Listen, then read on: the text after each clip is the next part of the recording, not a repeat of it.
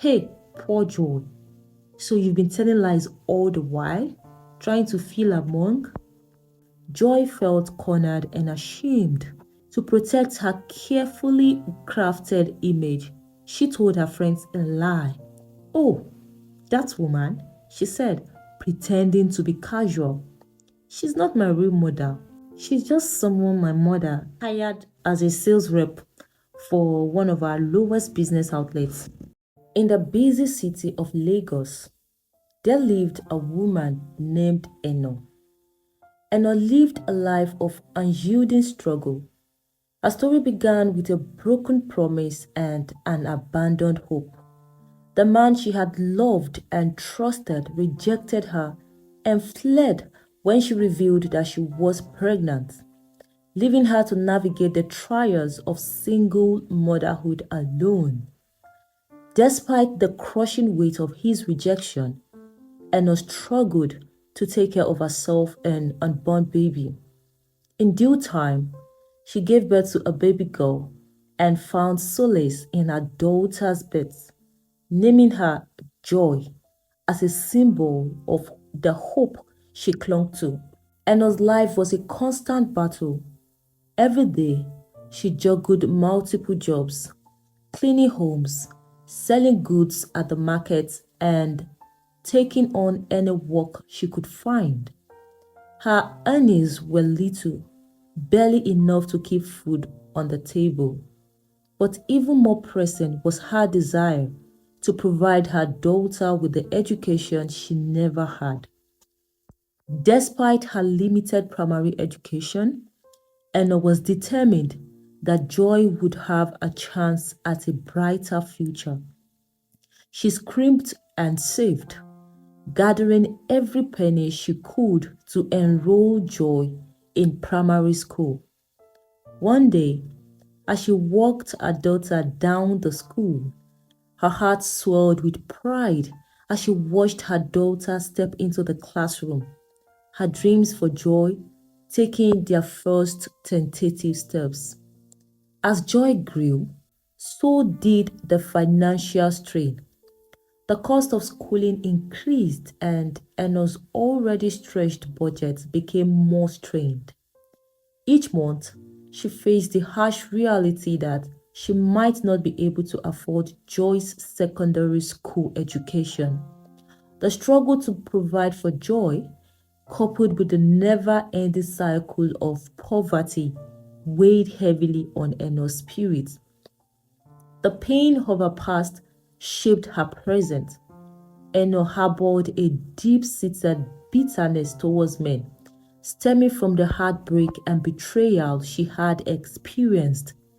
The man who had abandoned her had left a scar so deep that Eno vowed never to trust another man again.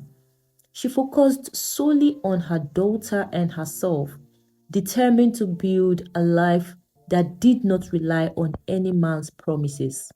For years, Eno turned away every man who showed interest in her. She rejected advances and avoided romantic entanglements, choosing instead to devote herself entirely to her daughter's well-being. The memory of her past betrayal served as a constant reminder of the potential for further pain and disappointment. But as the financial burden grew heavier, Eno's resolve began to waver. The increasing responsibilities of providing for Joy and ensuring her education became an overwhelming challenge, but she was unwilling to give up. She believed that if she could offer her daughter a good education, she would become great and lift her out of her poverty.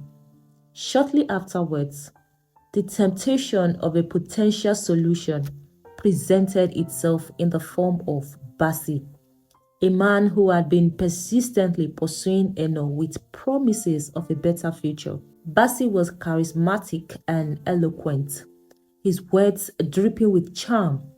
He painted a picture of paradise, promising Eno the world. He promised her marriage, security, and a future where her struggles would be a distant memory.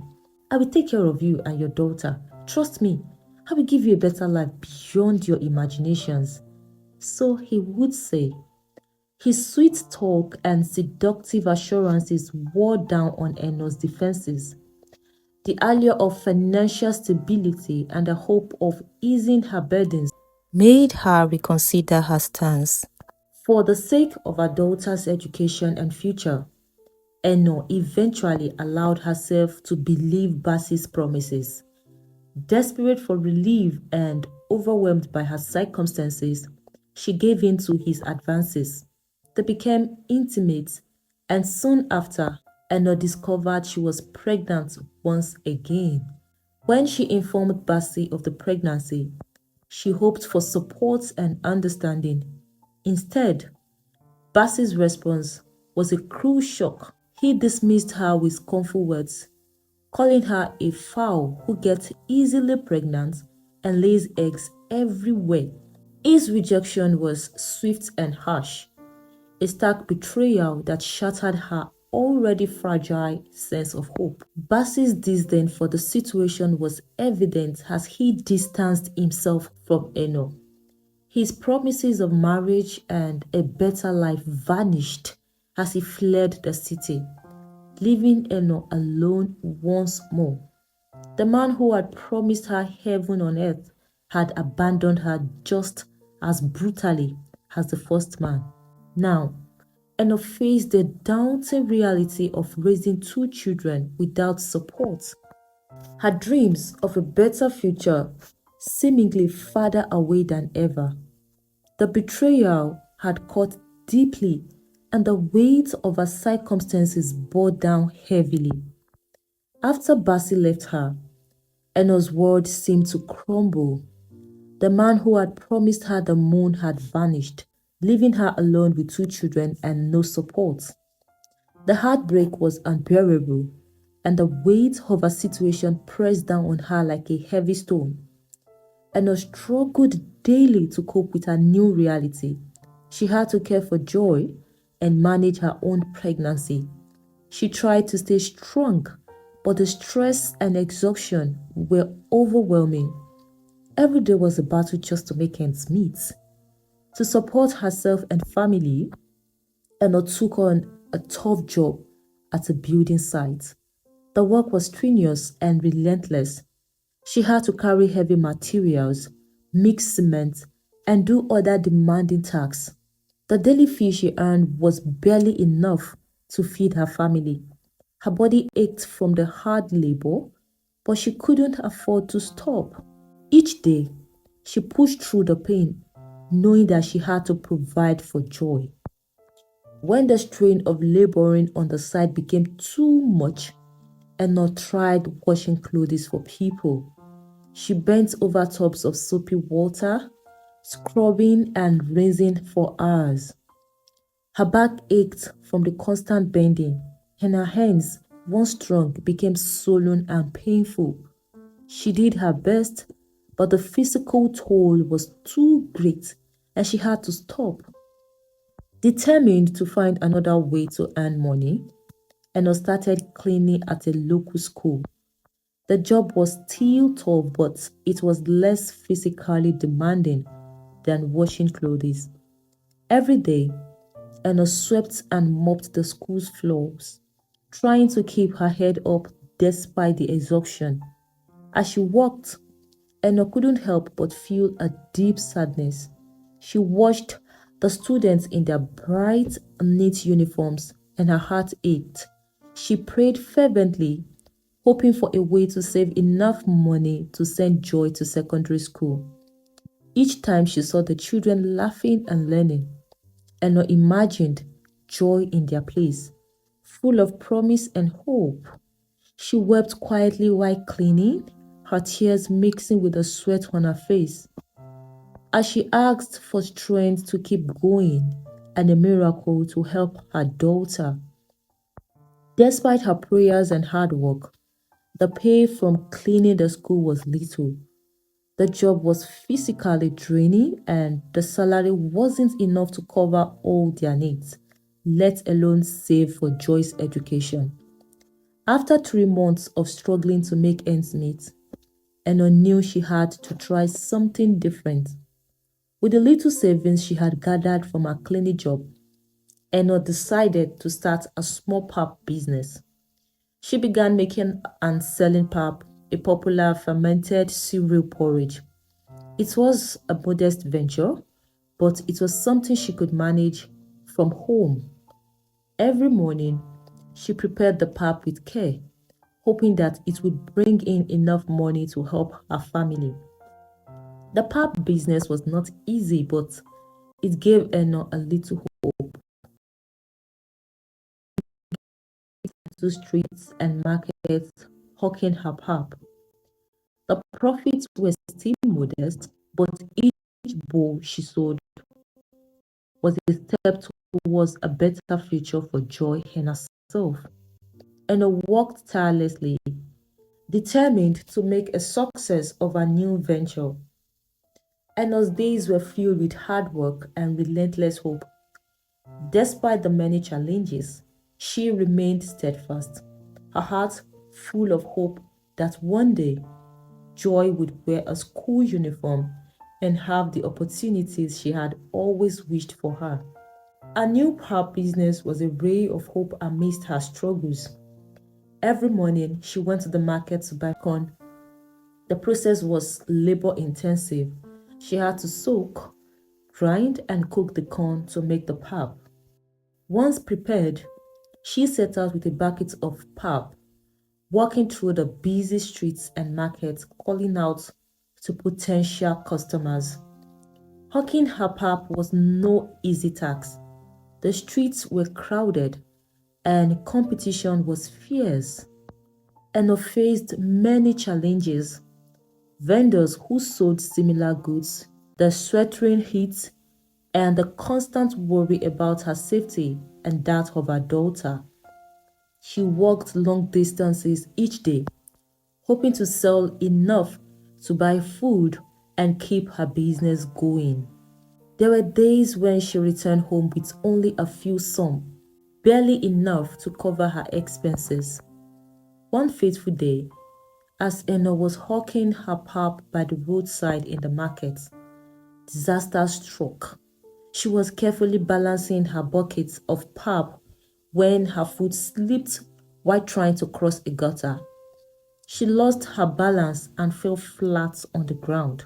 The bucket tumbled from her grasp and all her precious pap spilled into the gutter. The sight of her business ruined in an instant was heartbreaking. Her body ached all over as she struggled to get up, tears streaming down her face. Just as she was about to give in to despair, a kind-hearted woman rushed to her aid. It was Madam Bimbo, a well-dressed and compassionate lady who had been passing by. Without hesitation, Bimbo helped Eno to her feet, gently brushing dirt off her clothes. Bimbo's eyes softened with concern as she noticed Eno's pregnant state and the pain in her eyes. "Are you all right?" Bimbo asked, her voice filled with worry. Eno tried to assure her that she was fine. "Are you sure you're fine? Let me take you to the hospital, please," she said, but Eno refused. "I'm fine, madam. Don't worry about me. I'm okay, thank you." But Bimbo insisted. "No, you need to see a doctor," Bimbo said firmly. "Let me take you to the hospital, please." Bimbo's kindness was overwhelming. She guided Eno to her car and drove her to a nearby hospital. Along the way, Eno protested, saying she was okay and didn't want to trouble Bimbo. But Bimbo wouldn't hear of it. At the hospital, the doctors examined Eno and confirmed that both she and the baby were in good health.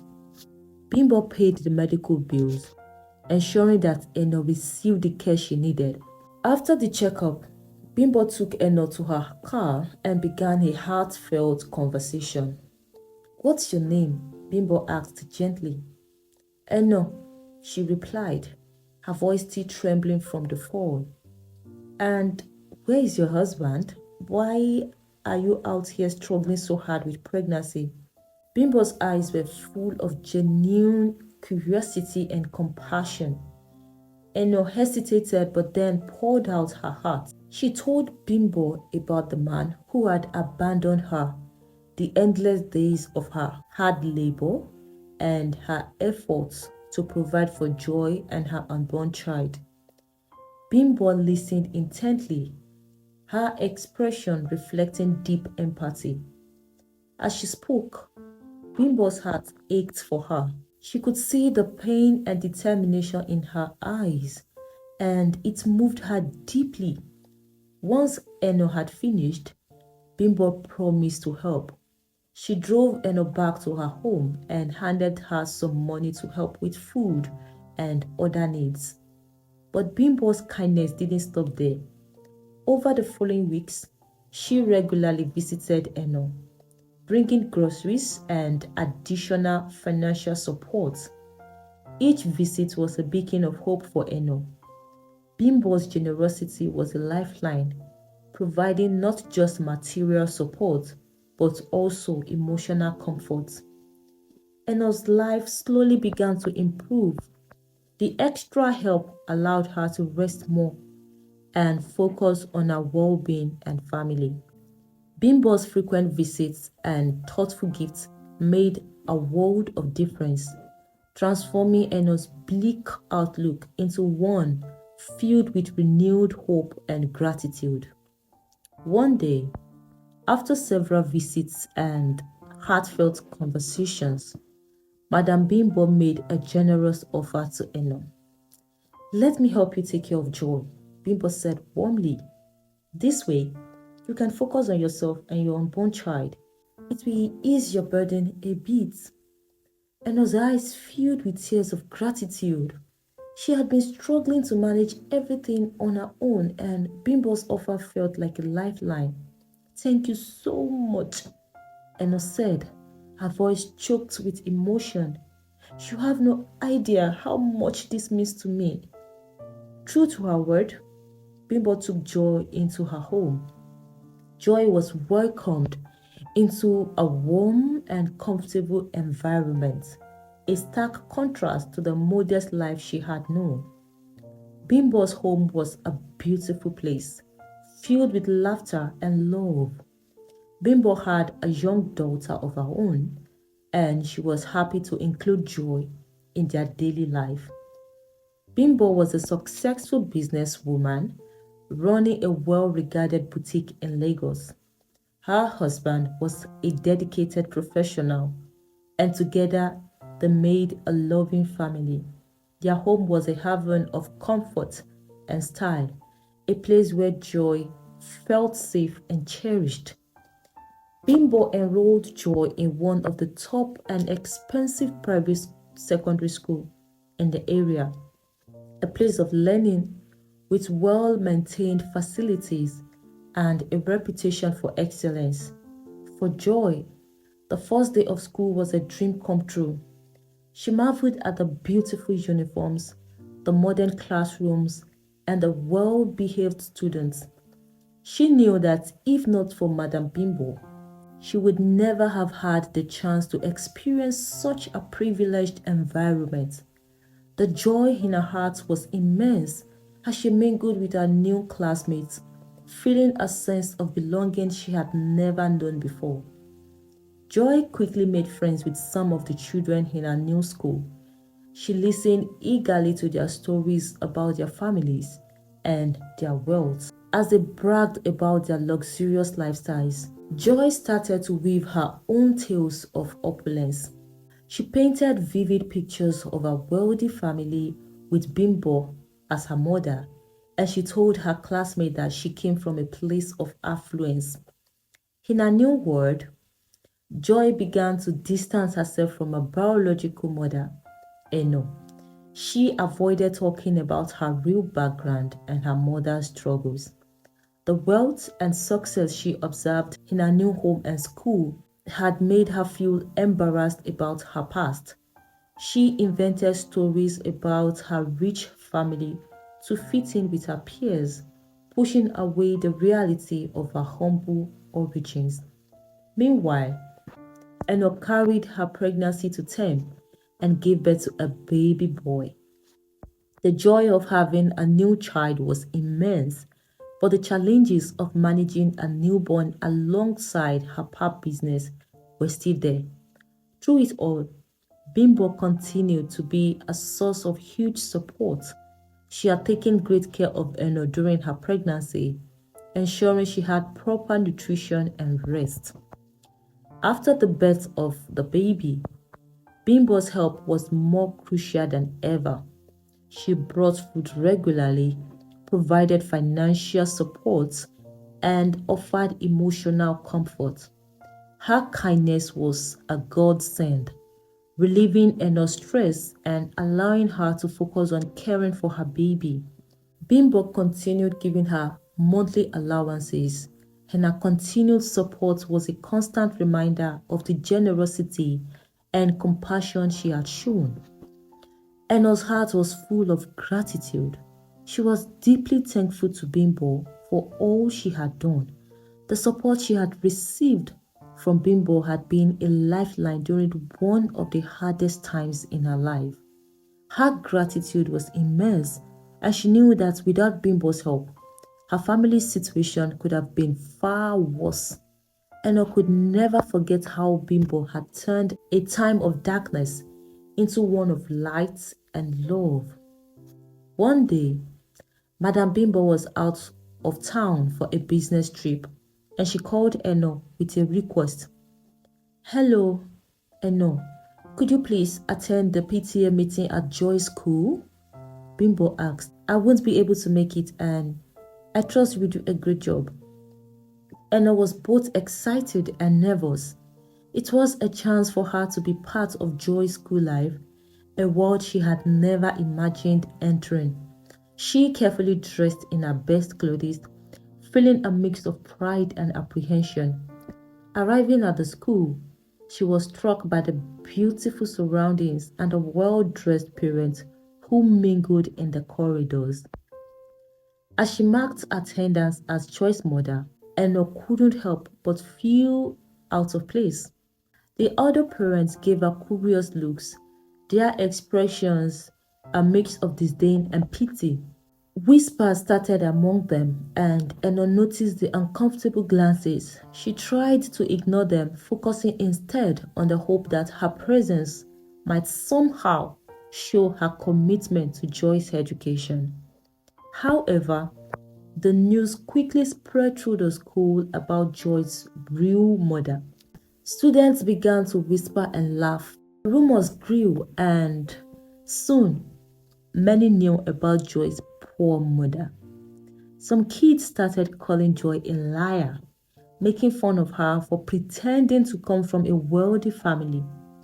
The mockery reached Joy's friends, who confronted her about the truth. "Hey, poor Joy, so you've been telling lies all the while, trying to feel among?" Joy felt cornered and ashamed. To protect her carefully crafted image, she told her friends a lie. "Oh, that woman," she said, pretending to be casual. "She's not my real mother. She's just someone my mother," now referring to Madam Bimbo, "hired as a sales rep for one of our lowest business outlets. My mom had to leave town urgently. In fact, she traveled out, so she asked her to represent her." Joy's friends believed the story. It fit the narrative she had created and shielded her from embarrassment.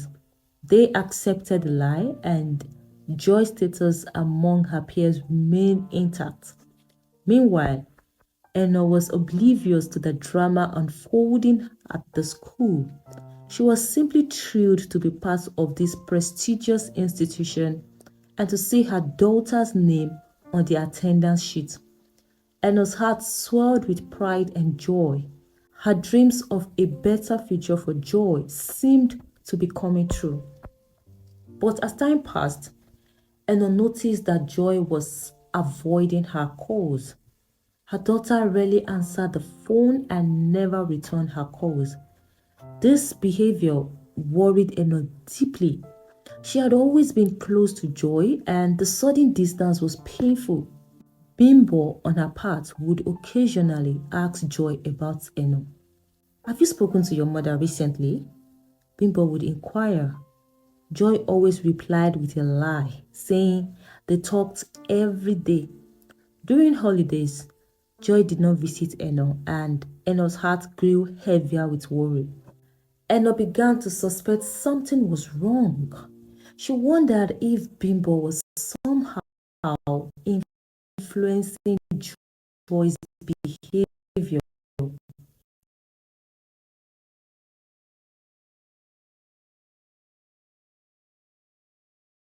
Troubled by the idea that her daughter might be neglecting her due to Bimbo's influence, Eno contemplated confronting Bimbo about Joy's attitude, but she hesitated. She didn't want to upset Bimbo or risk losing the support she had come to rely on. Every day, Eno grappled with her fears and frustrations, feeling trapped between her love for her daughter and her dependence on Bimbo. The emotional turmoil was overwhelming, and she could only hope that things would improve and that her relationship with Joy would heal. One day, with a heavy heart and a hint of hope, Enoch mustered the courage to call Bimbo. Madam Bimbo, good evening, she said, her voice trembling slightly. I was wondering if Joy could come over to visit me. I miss her so much and I would love to see her. Bimbo's response was warm and reassuring, but there was a hint of drama in her tone. Oh, Eno, you don't need to beg. Joy is your daughter. She can visit you anytime you want. I'll make sure she comes over. A few days later, Joy arrived at her mother's house. As soon as she stepped inside, her expression turned into one of disgust. The house, though neat and welcoming, was a far cry from the luxury of Bimbo's mansion. Joy's nose crinkled in distaste as she surveyed the small house. She turned up her nose at the food Eno offered her, her face showing clear disapproval. Is this what you call food? Joy asked, her voice dripping with disdain. It doesn't look like anything I've eaten before. She barely touched the meal, her gaze constantly drifting around the small house as if it were a scene from a horror movie. Eno watched with a broken heart. Her daughter's attitude was like a knife twisting in her chest. She tried to understand what had changed Joy so much. Was it Bimbo's influence, or was there something else going on? Eno's mind raced back to all the good things Bimbo had done for her. Bimbo had taken Joy in when Eno was struggling, cared for her as if she was her own child, and even paid Joy's school fees. Bimbo had been a lifeline for Eno, offering support when she had none. The more Eno thought about it, the more confused she became. She wondered why Joy was acting this way and if Bimbo had something to do with it. Joy's visits became increasingly rare. Whenever she did visit, she continued to act distant and disgusted. She perpetuated the lie that Eno was just a sales rep for Bimbo's business, a far cry from her actual mother. Her friends believed her story and continued to view Eno as an outsider. Despite Joy's neglect, Eno didn't give up. Her concern for her daughter grew with each passing day. She started to feel that maybe Bimbo was trying to turn Joy's heart away from her, trying to claim Joy as her own. Eno's heart was heavy with the fear that the woman who had once been her savior might now be her greatest challenge. The thought that Bimbo might be undermining her relationship with Joy tore at Eno's heart, leaving her in a constant state of worry and sadness. One night, As Eno sat alone in her modest home, her heart weighed down by Joy's recent behavior. She remembered a sermon she had heard years ago in Sunday school.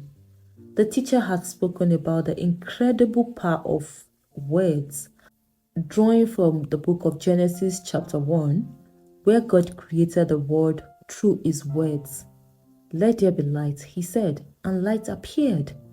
The teacher explained that words have the power to shape reality, to create and bring about change.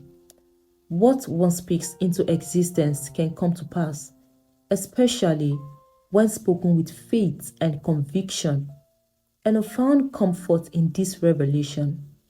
If words had such power in the divine realm, could they not also influence a daughter? With renewed hope, she began to make powerful declarations over Joy's life. Every day and night, she prayed and spoke with determination, believing in the power of her words. Joy, she would say aloud, I am your mother, and you must recognize me as such. I speak into your life now that you will honor me as your mother. I declare that you will see my love and the sacrifices I have made for you. I speak that your days shall be long on this earth as you honor me, and that you will come to appreciate and value the bond we share. And poured her heart into these declarations, her voice echoing through the small house, filling every corner with her hope and faith. For days and weeks, she remained consistent, even as nothing seemed to change. Joy continued to act distant and indifferent, and Eno felt the weight of her persistent struggle. Despite the lack of immediate results, Eno did not give up.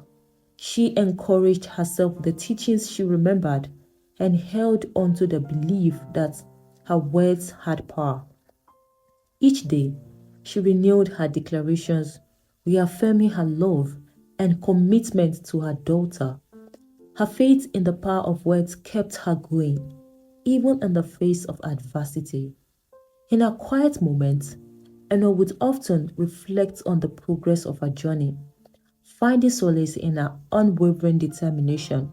She knew that while she could not control Joy's actions, she could control her own words and thoughts, and she would continue to speak life, hope, and love into her daughter's future. Days turned into weeks, and Eno continued her relentless declarations, speaking love and honor into Joy's life.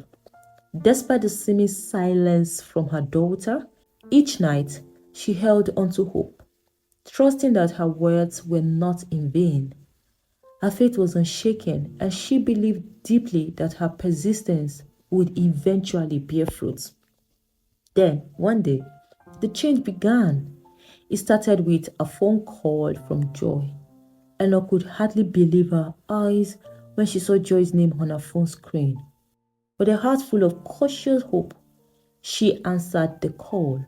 Hi, Mom, Joy said softly, her voice a mix of hesitation and sincerity. I've been thinking about you. How are you? The simple words brought tears of joy to Eno's eyes. They talked for a while, and Joy seemed genuinely interested in how Eno was doing.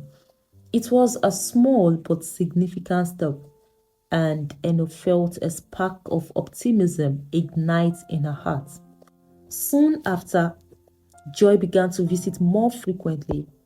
Each visit was a balm to Eno's aching heart. Joy would show up with small gifts like fruits or pastries and share stories about her life at school. She started to listen more, respect her mother's opinion, and even sought her advice on some matters. The warmth in her voice and the affection in her gestures were undeniable signs that something had shifted. During one of Joy's visits, she looked around the house with a new perspective. The house, once viewed with disdain, now seemed to hold a special place in her heart. She helped her mother with some chores, and together they shared laughter and stories. The strained and distant relationship was slowly mending, and the gap that had once seemed insurmountable was beginning to close. Anna's joy was immeasurable. Every visit, every phone call, and every smile from Joy felt like a victory. Her heart swelled with pride and gratitude. She knew her persistence had paid off, and her faith in the power of her words had been rewarded. Watching Joy's transformation from a distant and indifferent daughter to a loving and respectful one filled Anna with immense happiness. She celebrated these small victories quietly, often reflecting on the journey that had brought them to this point. The tears she once cried in despair were now tears of joy, and I felt a profound sense of fulfillment, knowing that her love and determination had rekindled the bond with her daughter. In her quiet moments, Anna would look around and smile, knowing that the power of words, faith, and love had made all the difference. She cherished every moment with joy, grateful for the renewed connection and the strength it gave her to face whatever lay ahead. Kindly like this video if you enjoyed it and drop a comment to help us grow. Thanks for always watching. See you in the next one. Goodbye.